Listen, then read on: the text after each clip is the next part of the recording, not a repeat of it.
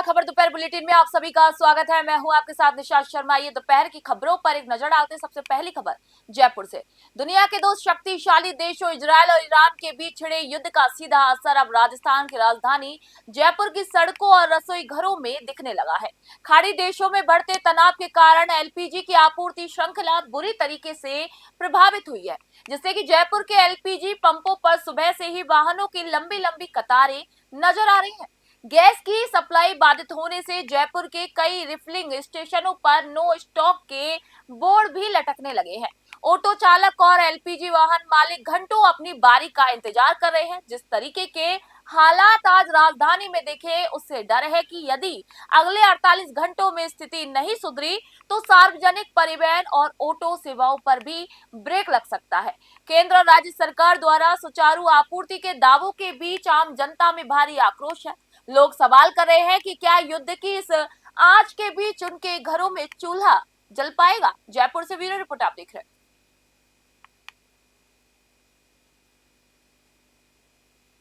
खबर बूंदी से। Iran, Israel और अमेरिका के बीच छिड़े भीषण युद्ध के बीच ईरान की उमरिया मेडिकल साइंस यूनिवर्सिटी में फंसे कोटा के माज हैदर सहित 110 भारतीय छात्रों की सुरक्षित वापसी का रास्ता साफ होता हुआ नजर आया है। एयर स्पेस बंद होने के कारण अब इन छात्रों को सड़क मार्ग से आर्मेनिया लेकर जाया जाएगा, जहां से वे दुबई होते हुए नई दिल्ली पहुंचेंगे। राजस्थान बीज निगम के पूर्व निदेशक और कांग्रेस नेता चरमेश शर्मा ने इस गंभीर मामले को लेकर बुधवार को नई दिल्ली में राष्ट्रपति भवन, पीएमओ, विदेश मंत्रालय और राष्ट्रीय मानवाधिकार आयोग में ज्ञापन सौंपकर त्वरित कार्रवाई की मांग की है। पिछले 11 दिनों से भीषण बमबारी के बीच फंसे छात्रों के परिवार गहरे तनाव में है। कोटा निवासी छात्र माज हैदर के मामा जुनैद फारूकी ने कहा है कि परिजनों के लिए अब एक एक पल काटना मुश्किल हो रहा है। युद्ध के अनिश्चित माहौल में भारतीय छात्रों की जान बचाना सरकार की सर्वोच्च प्राथमिकता होनी चाहिए। बूंदी से पुरुषोत्तम की खास रिपोर्ट आप देख रहे हैं। ईरान, इजरायल और अमेरिका के भीषण युद्ध के बीच 110 भारतीय छात्र ईरान के उर्मिया विश्वविद्यालय में फंसे हुए हैं और उनमें कोटा के छात्र माज हैदर भी शामिल हैं। इन छात्रों का जीवन संकट में है, इसके लिए आज नई दिल्ली राष्ट्रीय मानवाधिकार आयोग में गुहार लगाई है और राष्ट्रीय मानवाधिकार आयोग से मांग की है कि भारतीय छात्रों के मानवाधिकारों के उनके जीवन की सुरक्षा सुनिश्चित की जानी चाहिए। उनको शीघ्र सकुशल भारत सरकार के माध्यम से कूटनीतिक अंतर्राष्ट्रीय समन्वय के द्वारा भारत वापस लाया जाना चाहिए।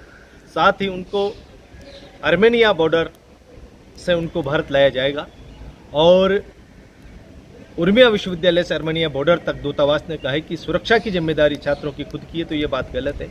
हमने राष्ट्रीय मानवाधिकार आयोग से मांग की है। ईरान। खबर धौलपुर से। धौलपुर पुलिस अधीक्षक विकास सागवान के निर्देशन में जिले की पुलिस और डीएसटी टीम ने नशा तस्करों के खिलाफ एक बड़ी कार्रवाई को अंजाम दिया। पुलिस ने एनडीपीएस एक्ट के मामले में 1 वर्ष से फरार चल रहे 2 आरोपियों को गिरफ्तार किया, जिन पर 10-10 हजार रुपए का इनाम घोषित था। संयुक्त कार्रवाई के दौरान डीएसटी टीम ने सागरपाड़ा चौकी क्षेत्र से चमन खान को गिरफ्तार किया, तो वहीं मनिया पुलिस ने सया चौराहे खेरागढ़ रोड से चांद खान को गिरफ्तार करने में सफलता हासिल की। कार्रवाई का नेतृत्व मनिया थानाधिकारी नीरज शर्मा और डीएसटी प्रभारी प्रेम सिंह चौधरी ने किया। धौलपुर से संजय कसाना की खबर आप देख रहे हैं।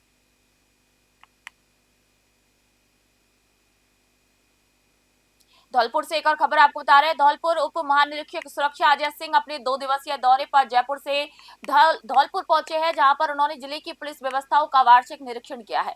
शनिवार सुबह पुलिस लाइन धौलपुर में डीआईजी ने सेरेमोनियल परेड की सलामी ली और निरीक्षण किया। इस परेड का नेतृत्व स्वयं पुलिस अधीक्षक विकास सागवान ने किया।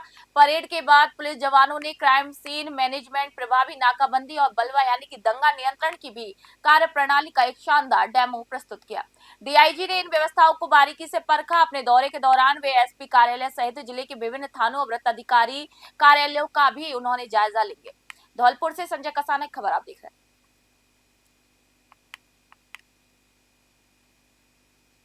खबर श्रीगंगानगर से। श्री रामनवमी के पावन पर्व पर श्रीगंगानगर में आध्यात्म और सेवा का अनूठा संगम देखने को मिलेगा।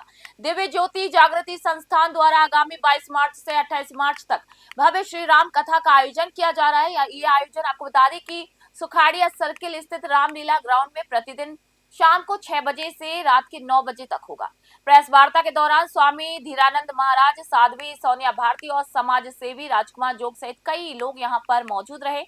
उन्होंने शहरवासियों से सहपरिवार इस धार्मिक अनुष्ठान में शामिल होकर पुण्य लाभ कमाने की अपील की है। विदुषी साध्वी श्रेया भारती अपने मुखारबिंद से श्री राम कथा का वाचन करेंगी। कथा के आगाज से पूर्व 21 मार्च को सुबह 9 बजे एल ब्लॉक स्थित हनुमान मंदिर से विशाल कलश यात्रा निकाली जाएगी, जो कि शहर के मुख्य मार्गों से होते हुए कथा स्थल तक पहुंचेगी। संस्थान के स्वामी धीरानंद महाराज ने कहा है कि यह कथा मंथन संपूर्ण विकास केंद्र के माध्यम से जरूरतमंद और अभावग्रस्त बच्चों की शिक्षा के सहयोग के लिए समर्पित की गई है। कथा के दौरान प्रतिदिन श्रद्धालुओं के लिए लंगर भंडारे की व्यवस्था रहेगी। श्री गंगानगर से राजेश भाटी की खबर आप देख रहे हैं। दिव्य ज्योति जागृति संस्थान के द्वारा श्री रामनवमी के पवित्र उपलक्ष्य के अंदर, क्योंकि श्री रामनवमी का जो त्योहार है वो सारे भारतवासी बड़ी खुशी और हर्षोल्लास के साथ मनाते हैं, और श्री रामनवमी के उपलक्ष्य में ही श्री राम कथा का भव्य आयोजन आगामी 22 मार्च से लेकर 28 मार्च तक रामलीला ग्राउंड के अंदर किया जा रहा है, जिसका समय शाम को 6 बजे से लेकर रात्रि 9 बजे तक रहेगा। और कथा के उपलक्ष्य में जो कथा वाचन करने के लिए आदरणीय जो व्यास जी हैं वो साध्वी श्रेया भारती जी पधार रही हैं, जो कि विश्व विख्यात कथा वाचिका हैं, जो श्री रामचरितमानस के अंदर जो आध्यात्मिक रहस्य हैं उनको संगत के सामने प्रकट करेंगे। और कथा के उपलक्ष्य में ही 21 मार्च को सुबह 9 बजे एल ब्लॉक श्री हनुमान मंदिर से मंगल कलश यात्रा निकाली जाएगी। खबर पीलीबंगा से। पीलीबंगा के झूलेलाल मंदिर में आज से चेटी चंड महोत्सव का हर्षोल्लास के साथ शुभारंभ हुआ। महोत्सव के पहले दिन झूलेलाल महिला मंडल द्वारा शानदार सांस्कृतिक प्रस्तुतियां यहाँ पर दी गई, जिसने पूरे वातावरण को भक्तिमय बना दिया है। महिला मंडल की ओर से आकर्षक नृत्य और भजनों की प्रस्तुतियां यहाँ पर दी गई, जिसमें श्रद्धालुओं ने झूमकर भगवान झूलेलाल के प्रति अपनी श्रद्धा को प्रकट किया। ये महोत्सव 20 मार्च तक अनवरत ऐसे ही जारी रहेगा। इस दौरान माता शक्ति द्वारा प्रतिदिन भगवान झूलेलाल के जीवन और महिमा पर आधारित विभिन्न प्रकार की झांकियां सजाई जाएंगी। प्रतिदिन आयोजित होने वाले धार्मिक कार्यक्रमों में भजनों की अमृत वर्षा होगी। पीलीबंगा से नवीन कुमार की खबर आप देख रहे हैं। खबर हनुमानगढ़ से। देशव्यापी एलपीजी गैस आपूर्ति में आ रहे व्यवधान के बीच हनुमानगढ़ के रावतसर एसडीएम संजय अग्रवाल ने आमजन को राहत देने के लिए एक सराहनीय पहल की है। गैस किल्लत की खबरों और संभावित कालाबाजारी को रोकने के लिए तहसील कार्यालय में एक विशेष कंट्रोल रूम स्थापित किया गया है। आमजन की सुविधा के लिए 01537250123 नंबर जारी किया गया है, जो कि 24 घंटे क्रियाशील रहेगा। इस कंट्रोल रूम की कमान तहसीलदार पायल अग्रवाल को सौंपी गई है। रोटेशन के आधार पर 3 अध्यापकों की ड्यूटी लगाई गई है यहाँ पर, जो प्राप्त शिकायतों को तुरंत सक्षम अधिकारियों तक पहुंचाएंगे। आपको बता दें कि यहाँ पर गैस की किल्लत को देखते हुए ये जारी किया गया है, जहाँ पर 24 घंटे ये चालू रहेगा। आमजन की सुविधा के लिए इस कंट्रोल रूम के लिए 3 जो अध्यापक है उनकी भी ड्यूटी लगाई गई है। हनुमानगढ़ से विनोद चौधरी खबर आपको बता रहे हैं।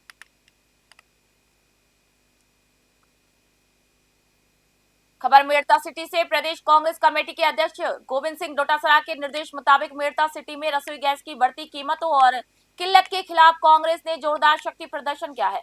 ब्लॉक और नगर कांग्रेस कमेटी के तत्वाधान में आयोजित इस प्रदर्शन में जो कार्यकर्ता हैं उन्होंने केंद्र सरकार की नीतियों के खिलाफ जमकर नारेबाजी की है। प्रदर्शन के दौरान कांग्रेस कार्यकर्ताओं ने गैस सिलेंडर न मिलने के विरोध में भी सड़क पर ही अस्थायी चूल्हा जलाकर चाय बनाई और प्रतीकात्मक विरोध यहाँ पर दर्ज किया।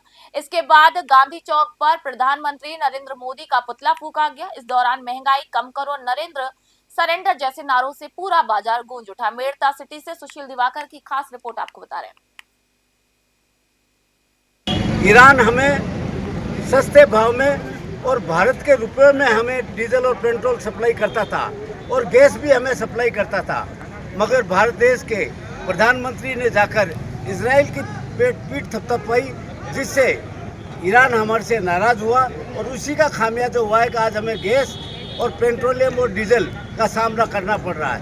कांग्रेस आज भारत देश की भाजपा की सरकार का मेड़ता और रियाबड़ी के तत्वाधान में हमारी प्रदेश कांग्रेस कमेटी के अध्यक्ष गोविंद सिंह डोटासरा जी के निर्देश पर आज यहाँ ब्लॉक पर पूरे कांग्रेस कार्यकर्ताओं ने मोदी जी का पुतला फूंका है। और जो आज देश और प्रदेश में गैस के जो हालात हैं, आज लंबी लाइनें लगी हुई है और इनकी जो रीति नीति का जो फर्क है उसके आधार पर आज पूरा शहरों में, गांवों में और गैस पर आधारित सभी आज का कामकाज हो रहे हैं, वो आज गैस नहीं मिल रही है, इसलिए लंबी लाइनें लगी हुई।